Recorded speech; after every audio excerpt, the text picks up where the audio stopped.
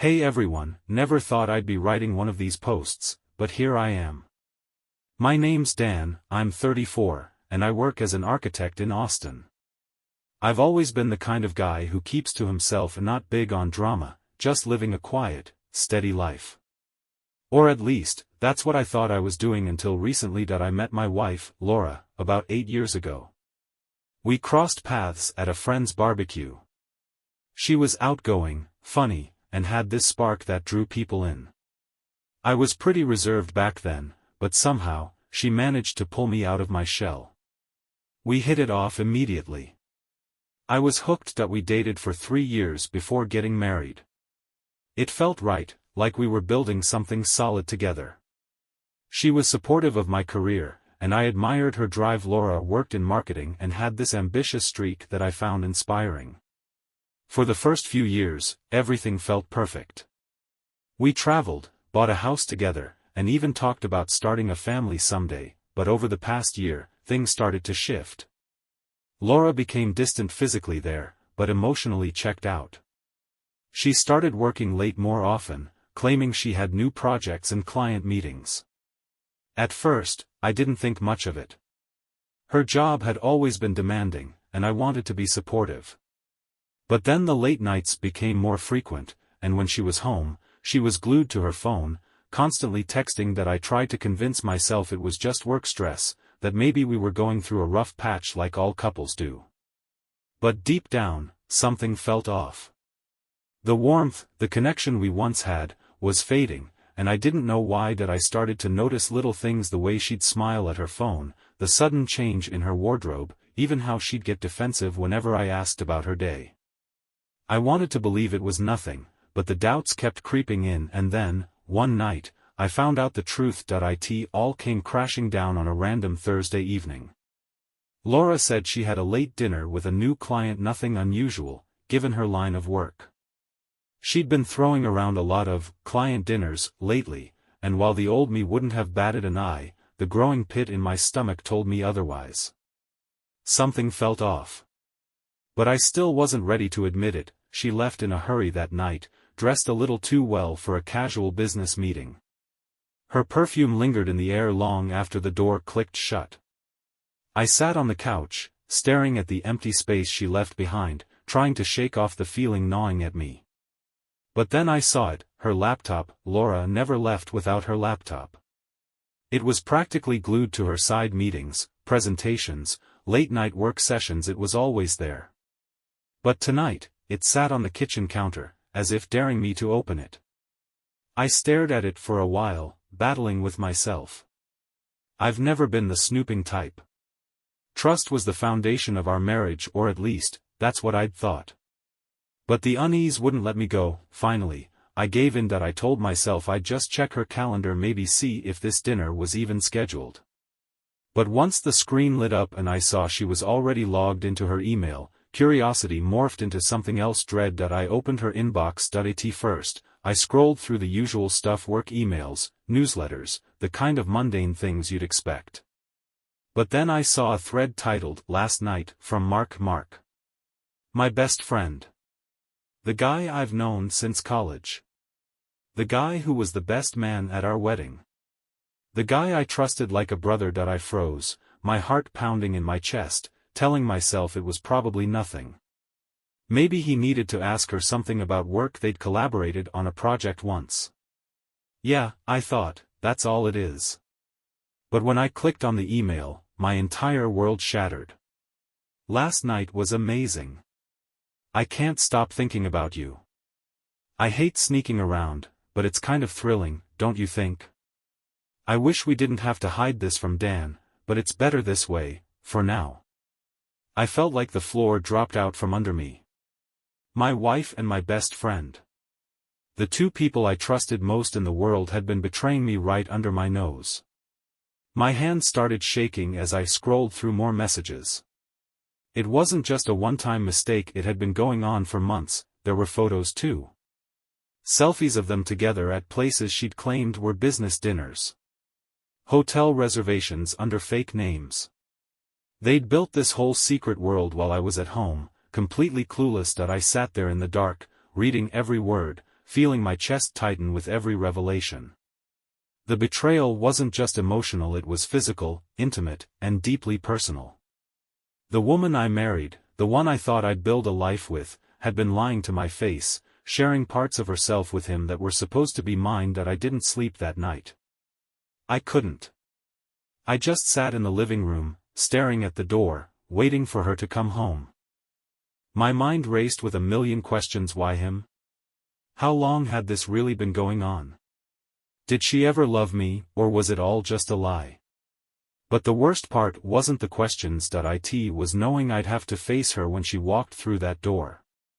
And when she did, everything would change. Around midnight, I heard her key in the lock. My heart was pounding so hard I could feel it in my throat. I had no idea how I was going to confront her, but I knew there was no turning back. The door creaked open, and Laura walked in like nothing was wrong, humming to herself, her heels clicking against the hardwood floor. She tossed her purse on the counter, not even noticing me sitting there in the dim light. "Hey, babe," she called out casually, slipping off her coat. "That meeting ran so late. You wouldn't believe how demanding this new client is." The audacity. She was lying to my face, effortlessly, like it was second nature. I didn't say anything at first. I just watched her, letting the silence stretch between us. She finally noticed me sitting there, her smile faltering slightly when she saw the look on my face. "What's wrong?" she asked, her voice dipping into that fake concern she always used when she knew she was caught in something small. But this wasn't small. Not even close. I stood up, my hands clenched at my sides. I could feel the anger simmering, but I forced myself to stay calm. I needed to hear it from her. "Where were you really tonight, Laura?" I asked, my voice low, steady. She blinked, clearly caught off guard by my tone. "I told you I had a client dinner." I shook my head slowly. "No, you didn't." Her eyes narrowed, and for a split second, I saw a flicker of panic. But then she straightened her shoulders, that defiant look I'd grown to recognize flashing across her face. "What are you talking about, Dan?" I took a step closer, my heart pounding in my chest. "I saw your emails, Laura. With Mark." Her face went pale, but she recovered quickly, crossing her arms over her chest. "You went through my emails," she snapped, like that was the biggest betrayal in the room. Unbelievable. She was trying to flip this on me. "Don't you dare turn this around on me," I shot back, my voice rising. "You've been sneaking around with my best friend, and you're mad because I found out?" She didn't say anything for a moment, just stared at me, her jaw tight. And then she did something I didn't expect. She laughed. A cold, bitter laugh. "The kind that sends chills down your spine." "You're being dramatic, Dan," she said, waving her hand dismissively. "It's not like it meant anything." I felt like I'd been punched in the gut. "Not like it meant anything?" I repeated, my voice barely above a whisper. "You've been sleeping with my best friend for months, and it didn't mean anything?" She shrugged, like we were talking about a bad movie instead of our marriage. "Look, things haven't exactly been great between us. Maybe if you weren't so obsessed with work all the time, I wouldn't have had to find comfort elsewhere." There it was. The deflection. The blame. She couldn't own up to what she'd done, so she twisted it around, making it my fault that I stared at her, the woman I thought I knew, and realized she wasn't who I married. She wasn't even close. "I want you out," I said quietly, but firmly. "Pack your things and get out." She raised an eyebrow, like she didn't believe me. "Oh, come on, Dan. You're not really going to throw away our marriage over this?" I laughed, a bitter, hollow sound. "You threw it away the second you decided to sleep with Mark." She opened her mouth to argue, but I was done. I didn't need to hear any more lies, any more excuses. I walked past her, grabbed her purse, and tossed it towards the door. "Get out, Laura." She stared at me for a long moment, like she was trying to decide if I was serious. But when she saw I wasn't backing down, she finally moved. She grabbed her stuff, muttering under her breath, and walked out the door without looking back. As the door slammed shut behind her, I felt the weight of everything crash down on me. The anger, the betrayal, the heartbreak, it all hit at once. But underneath it all, there was something else, relief, because the lies were over. The pretending was over, and now, it was just me and the truth. After the door slammed shut, I stood there in the silence, letting the reality of what just happened settle over me.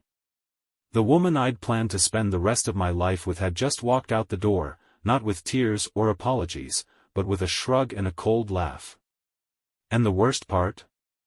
I wasn't even sure if I was more hurt by her betrayal or by how little she seemed to care. I sank onto the couch, my head in my hands, replaying the confrontation in my mind.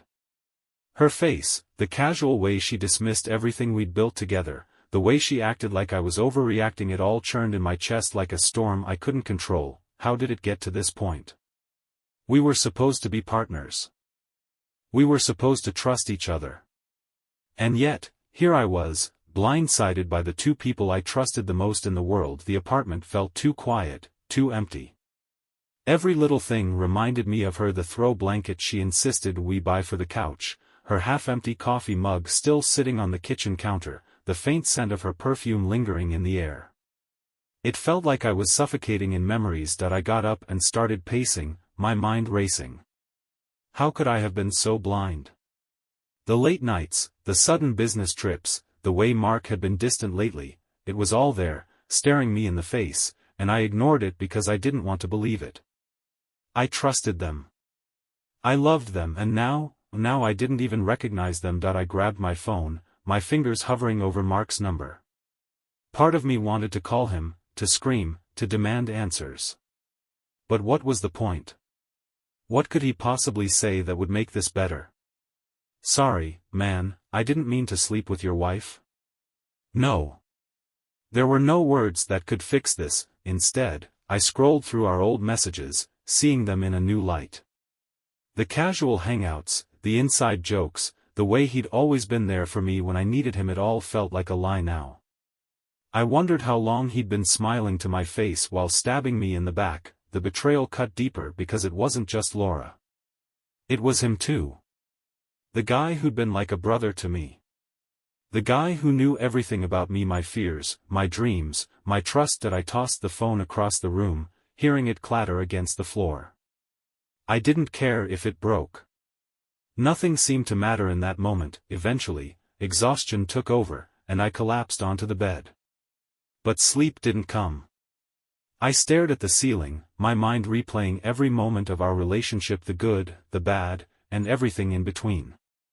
I kept wondering if any of it had been real, or if she'd been pretending all along. When the sun finally started to rise, casting a dull gray light into the room, I realized something: that I couldn't stay here.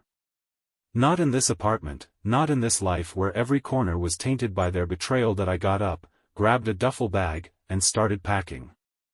Not much, just the essentials. I didn't know where I was going, but I knew I couldn't stay. I needed space. I needed to breathe. Before I walked out the door, I took one last look around the apartment. It wasn't home anymore.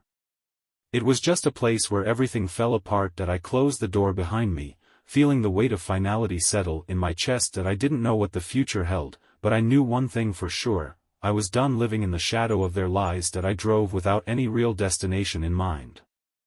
The streets were mostly empty, the early morning light casting long shadows across the pavement. The city felt unfamiliar, even though I'd lived here for years. It was like everything I knew had shifted, and nothing looked the same anymore. I ended up at a motel on the outskirts of town. It was the kind of place you'd barely notice driving by: faded sign, peeling paint, a parking lot full of potholes. But it had a bed and 4 walls, and that was all I needed. I just wanted to be somewhere that didn't remind me of her. Somewhere that didn't smell like her perfume or echo with the sound of her laughter. I checked in, tossed my bag on the bed, and collapsed into the creaky mattress. That's when the exhaustion really hit me. Not just from the sleepless night, but from everything. The betrayal, the confrontation, the sheer emotional weight of it all. It felt like I'd been carrying a ton of bricks on my chest. But even in that rundown motel room, sleep wouldn't come. My mind kept replaying everything. The way Laura looked at me when I confronted her, like I was the problem. The smugness in her voice when she laughed off the affair, like our marriage had been some kind of inconvenience she was finally free from, and then there was Mark. The more I thought about him, the deeper the knife twisted. I kept picturing all the times we'd hung out grabbing beers, watching games, talking about life like we were brothers. I trusted him with everything, and he'd been sneaking around with my wife the entire time. The anger simmered just beneath the surface. I wanted to call him, to hear his pathetic excuses, to let him know exactly what kind of person he was. But I stopped myself. What would that accomplish? Nothing he said could undo what they did. And honestly, I didn't want to give him the satisfaction of knowing how much it hurt. Instead, I sat in that motel room, staring at the ceiling, trying to figure out what the hell I was supposed to do next. Do I call a lawyer? Do I pack up and move somewhere new? Do I confront them again, or just let it all go? The questions swirled around in my head, but there were no easy answers. Later that afternoon, my phone buzzed. It was a text from Laura. "We need to talk." I stared at the screen, my pulse quickening. The nerve she had to reach out after everything. But as much as I wanted to ignore her, I knew I needed to face this head-on. Avoiding her wouldn't make the situation disappear. And if there was any part of me still holding on to the idea of closure, this was it. That I texted back one word: when? Her response was immediate. Tonight. At the apartment. I debated whether it was a good idea to meet her in the same place where all the memories still lingered. But maybe that's exactly why I needed to go back. To face it, to face her, and finally put this all behind me. As the hours ticked by, I rehearsed a million things I wanted to say. But deep down, I knew none of it would come out the way I imagined. Confrontations never do. Still, I had to try. That evening, I drove back to the apartment. My heart was pounding the entire way, my hands gripping the steering wheel like it was the only thing keeping me grounded. When I pulled into the driveway, her car was already there. I sat in my car for a few minutes, staring at the front door. It felt like walking into a battlefield, knowing I wasn't going to come out the same. But I needed this. I needed to hear whatever pathetic excuses she had left, and then I needed to walk away for good. I took a deep breath, got out of the car, and headed toward the door. Whatever happened next, I knew one thing for sure: this was the beginning of the end. I stood outside the apartment door for a moment, my hand hovering over the handle. This place didn't feel like home anymore. It felt like walking into a stranger's house, familiar on the surface but hollow underneath. I took a deep breath, bracing myself for whatever was waiting on the other side, and pushed the door open. Laura was already there, sitting on the couch like nothing had happened. Her posture was relaxed, almost casual, like we were about to have a normal conversation. She looked up when I walked in, her face unreadable. "Hey," she said, like it was any other night. Like she hadn't shattered our entire life. I closed the door behind me but didn't move any further into the room. "Cut the small talk, Laura. What do you want?" She sighed, like I was being unreasonable, and ran a hand through her hair. That same dismissive attitude that had driven me crazy during our argument was back, and it was taking everything in me not to explode. "I just think we should talk," she said. "We need to figure out where we go from here." I stared at her, stunned by how calm she was. "Where we go from here?" As if there was a we left to salvage. "There is no we, Laura," I shot back. "You made that pretty clear when you started sleeping with my best friend." Her jaw tightened, but she didn't deny it. She didn't even flinch. "I didn't mean for it to happen," she finally said, her voice quieter now. "It just did." I laughed, shaking my head in disbelief. "It just happened? That's the best you've got?" She stood up then, her composure starting to crack. "You don't get it, Dan. Things between us haven't been good for a long time. You're always buried in your work, always distracted." I felt like I was invisible. There it was, the deflection. The blame. She couldn't own up to what she did, so she twisted it around, making it about me. As if my dedication to providing for us justified her betrayal. So instead of talking to me, you went behind my back with Mark? I snapped. You didn't just cheat on me, you stabbed me in the back with the one person I trusted the most. She opened her mouth to say something, but I cut her off. No, Laura. You don't get to spin this. You don't get to paint yourself as the victim here. She glared at me, the mask finally slipping. You think this is all on me? Maybe if you'd paid more attention to what was happening in our marriage, I wouldn't have had to look somewhere else. That was it. The final nail in the coffin. She didn't regret what she did. She regretted getting caught. That I shook my head, feeling the anger drain out of me, leaving only exhaustion behind. I'm done, Laura. We're done. She didn't argue. She didn't cry. She just stared at me, like I was some inconvenience she was finally getting rid of. I'll send you the papers, I said, turning toward the door. Fine, she muttered behind me. But don't expect me to sit around and feel bad for you. I didn't respond. There was nothing left to say. I walked out, shutting the door behind me, feeling the finality of it settle deep in my chest. As I got back into my car and pulled away, I realized something.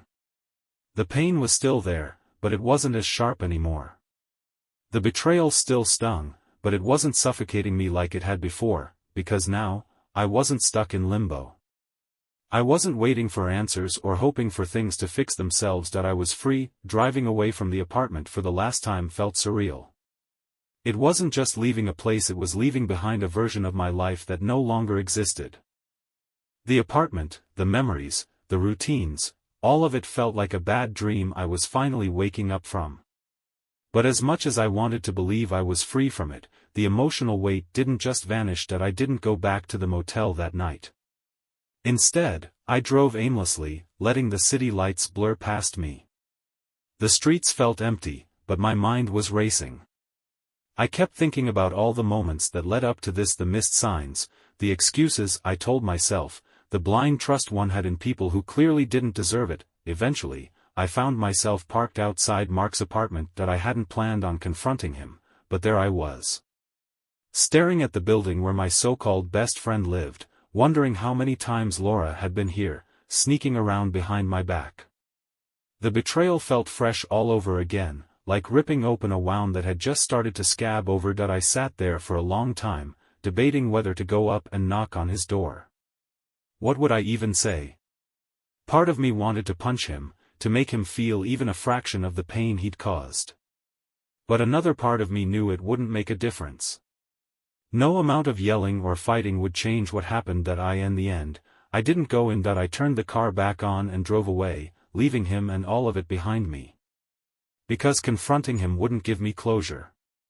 It wouldn't fix the broken trust, and it sure as hell wouldn't undo what they did. The only way to move on was to let it go, no matter how hard that was. The next morning, I called a lawyer. Hearing the word divorce out loud felt strange, but it also felt like taking control. I wasn't going to let Laura drag this out or make it messy. I wanted it done, clean and simple.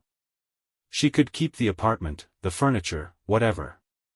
I didn't want anything that tied me to her anymore. Over the next few weeks, I started rebuilding my life from the ground up. It wasn't easy. Some days, I'd wake up feeling like I was finally moving forward, and other days, the weight of the betrayal would hit me all over again. But each day, the pain lessened just a little. I leaned on my family and friends, real friends, the ones who stood by me when everything fell apart. I realized how much I'd isolated myself in my marriage, how much I'd prioritized Laura and Mark over everyone else. But now, I was reconnecting, rebuilding those relationships that had taken a back seat. I found a new apartment, small but cozy, and filled it with things that felt mine. No shared memories, no ghost of a broken marriage. Just a fresh start. One evening, a few months after everything went down, I ran into Mark. It was at a coffee shop, of all places, like the universe had a twisted sense of humor. He looked surprised, maybe even a little guilty, but I didn't give him the satisfaction of seeing me flinch. "Dan," he said, like we were old buddies catching up. "Hey, man," I didn't let him finish. "I'm not your man," I said calmly, staring him down. "You made that pretty clear." He opened his mouth, probably to throw out some pathetic excuse, but I didn't stick around to hear it. I walked out of that coffee shop with my head high, feeling lighter than I had in months. Because I realized something in that moment. I was over it, not completely. The scars were still there, but they didn't control me anymore. I wasn't defined by what Laura and Mark did. I was defined by how I chose to move forward, and for the first time in a long time, I felt like I was finally moving forward. Months passed, and the chaos of Laura's betrayal started to feel like a distant echo rather than a constant roar in my head. Life didn't just move on, it reshaped itself in ways I hadn't expected. There were still moments, fleeting and sharp, where the memories crept in. But the anger? The bitterness? It didn't weigh me down like it used to. It was like I had finally made peace with the fact that some chapters in life aren't meant to end neatly, they just end. I dove into work. Architecture had always been my passion, but now it became my anchor. I poured every ounce of energy into designing, creating, building something new, something that wasn't tainted by the mess Laura and Mark left behind. My project started gaining recognition, and with that came opportunities one never would have chased before. I even took on a big project in another city, something that forced me out of my comfort zone and into new spaces, both literally and emotionally, but work wasn't the only thing that changed. I started rediscovering who I was outside of being Laura's husband or Mark's best friend. I picked up old hobbies I'd neglected, like hiking and photography. I reconnected with friends I hadn't seen in years, the ones Laura always said were a bad influence or too immature. Funny how the people she dismissed were the ones who showed up for me when everything crumbled. One of those friends was Jake. We'd been tight in college, but life, relationships, and careers had pulled us in different directions. After hearing about what happened, he showed up at my new apartment with a six-pack and zero expectations. "Dude, you've been MIA for way too long," he said, flopping onto my couch like no time had passed. "We're getting you out of this funk." And he did. We started going out, hitting up bars, trying new restaurants, just living life without the constant weight of betrayal hanging over me. It wasn't about escaping the pain, it was about realizing that life was still out there, waiting for me to grab hold of it again. One night, we ended up at this rooftop bar downtown. The city lights stretched out in every direction, the hum of traffic and distant music blending into this perfect urban symphony. It was one of those nights where everything felt right. No heavy thoughts, no lingering sadness. Just good drinks, good company, and the feeling that maybe, just maybe, I was finally where I was supposed to be. That's when I met her. Her name was Lily. She wasn't flashy or overly confident, just genuine. We bumped into each other near the bar, literally, as I clumsily turned around with my drink and nearly spilled it all over her. "Whoa, sorry about that," I said, steadying her with one hand while trying not to drop my glass with the other. She laughed, brushing a strand of hair behind her ear. "It's okay. I've had worse introductions." There was something about her unease, a warmth that immediately put me at ease. We started talking, first about the music playing, then about the city, and before I knew it, hours had passed. Jake had long disappeared into the crowd, but I didn't even notice. I was completely absorbed in this unexpected connection. By the end of the night, we were sitting at a quiet corner table, trading stories like old friends. She told me about her love for painting, how she'd moved to the city to chase her dreams, and how life had thrown her more curveballs than she could count. I shared bits of my story too, not the whole messy saga with Laura and Mark, but enough to let her know I wasn't new to life's brutal twists. When the bar started closing down, she looked at me with a soft smile. "This was fun. We should do it again." And for the first time since everything went down, I wanted to. Not because I needed a distraction, but because I was genuinely excited to see where this could go. We exchanged numbers, and as I walked back to my apartment that night, something clicked. This wasn't about filling a void. It wasn't about proving to myself that I could move on. It was about realizing that life had more to offer than betrayal and heartbreak. Over the next few weeks, Lily and I started seeing each other more often. It wasn't rushed or forced, it was easy, natural. She had this way of making even the simplest things feel special. We'd go for long walks, try out hole-in-the-wall cafes, and spend hours talking about everything and nothing. One night, we were sitting on her balcony, watching the city lights flicker against the dark sky. There was a comfortable silence between us, the kind that didn't need to be filled with words. "Do you ever think about the past?" she asked quietly, not prying, just curious that I thought about it for a moment, staring out at the skyline. I did think about it, of course. But it didn't control me anymore. It wasn't this looming presence I couldn't escape from. It was just part of the journey. "Yeah," I finally said. "But it doesn't define me. Not anymore." She smiled, leaning her head against my shoulder. "Good. Because the past doesn't deserve to take up space in the present." And she was right. That night, as I lay in bed, staring at the ceiling of my new apartment, I realized something profound. I wasn't just surviving, I was living. The betrayal, the heartbreak, the anger, they were all chapters in my story, but they weren't the whole book. I was writing new chapters now, filled with hope, growth, and unexpected connections, and for the first time in a long time, I was excited to see what came next. A year had passed since Laura and Mark's betrayal blew my life apart, and as I sat on my new balcony overlooking the city, I realized just how far I'd come.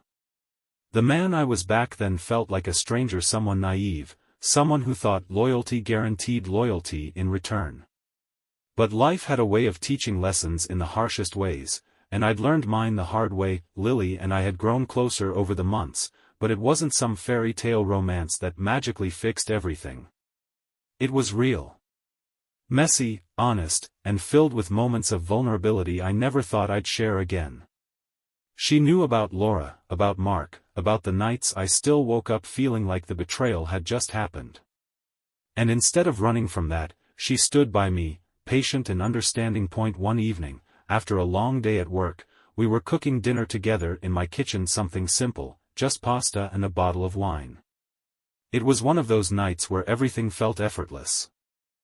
The kind of night where the past felt like a distant memory rather than a shadow hanging over me. "You've changed, you know," Lily said, glancing at me from across the counter as she stirred the sauce. That I raised an eyebrow, curious. "Changed how?" She smiled, setting the spoon down and wiping her hands on a towel. "When we first met, you were carrying so much weight. It was like you were afraid to breathe, afraid to trust. But now, you seem lighter. Happier."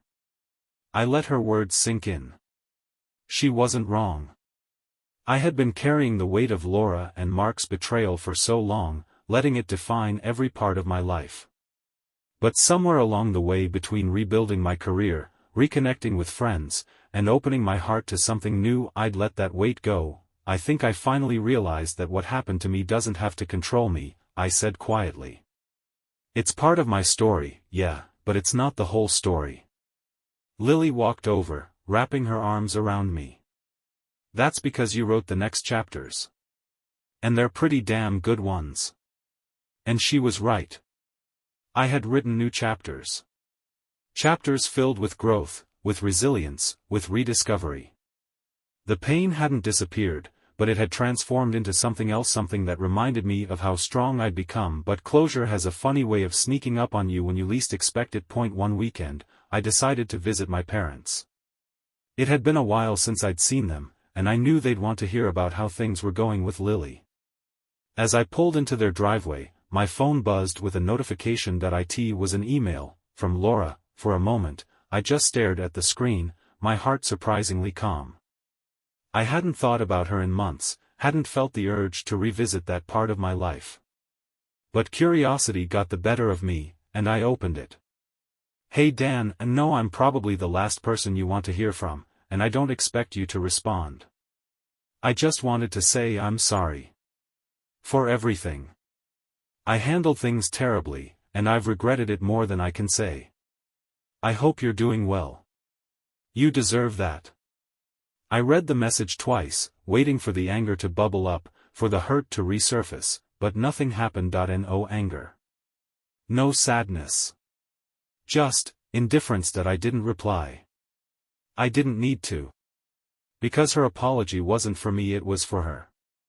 And I didn't owe her anything. That night, sitting on my parents' porch with a glass of whiskey in hand, I felt something I hadn't felt in a long time, peace that I realized that closure doesn't always come in the form of an apology or a confrontation. Sometimes, it comes quietly, in the realization that you've moved on. That you've built a life so full, so rich, that the people who hurt you no longer have a place in it. A few weeks later, Lily and I were back on that same rooftop bar where we first met.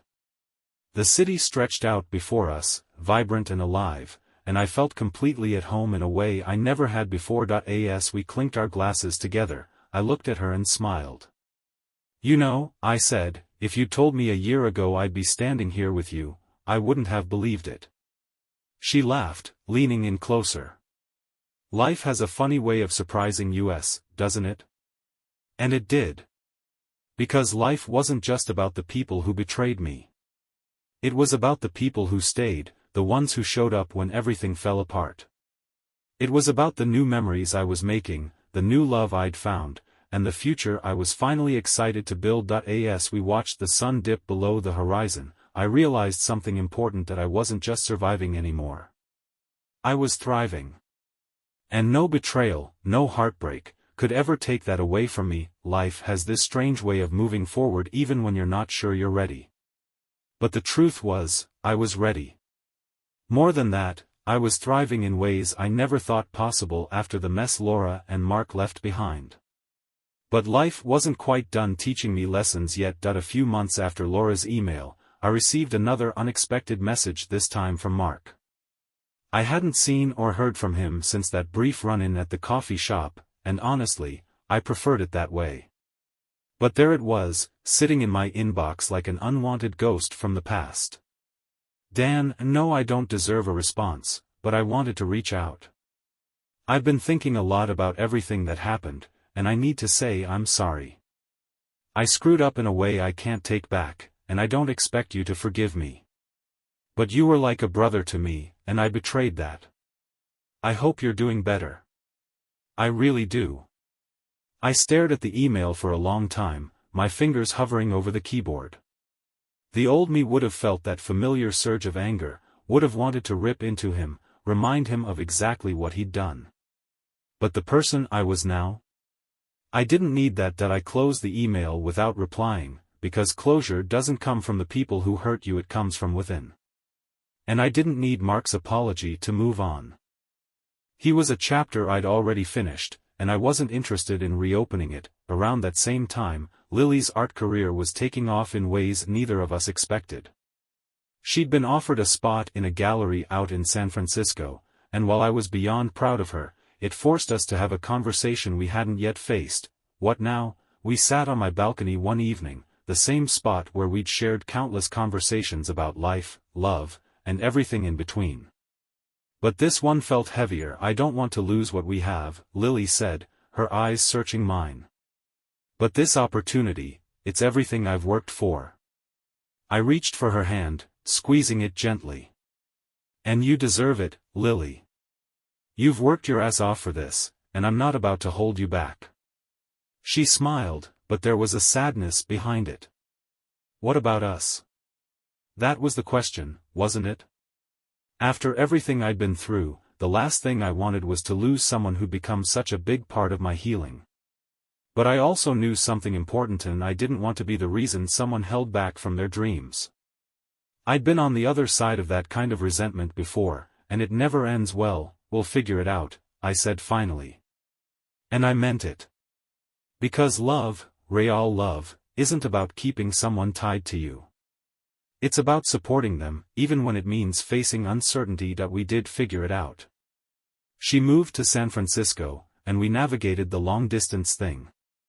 It wasn't always easy, but when you've been through the kind of betrayal I had, you learn to appreciate the relationships that choose to stay, no matter the distance. A year later, I got an offer to relocate for a major project in San Francisco. Life, it seemed, had a sense of humor. But this time, it wasn't throwing me into chaos, it was opening a door I never expected. That I took the offer. Not just for the job, but for the chance to build something new with Lily. We moved in together, and for the first time in what felt like forever, I felt like I was exactly where I was supposed to be. One evening, as we unpacked boxes in our new apartment overlooking the bay, I stumbled across an old photo. It was from my wedding to Laura, me, Mark, and a bunch of friends, all smiling like we had the world at our feet. That I stared at it for a moment, expecting to feel that old familiar sting, but I didn't. Instead, I felt grateful, not for the betrayal, but for the lessons it taught me. For showing me the strength I didn't know I had. For leading me to this new chapter of my life, one filled with honesty, love, and the kind of trust that doesn't crumble under pressure. I tossed the photo into a box labeled donate and turned to Lily, who was busy arranging her paints by the window. "Hey," I said, and when she looked up, I felt that warmth in my chest that only comes when you found peace. "Thanks for being here." She smiled, crossing the room to wrap her arms around me. "Thanks for letting me."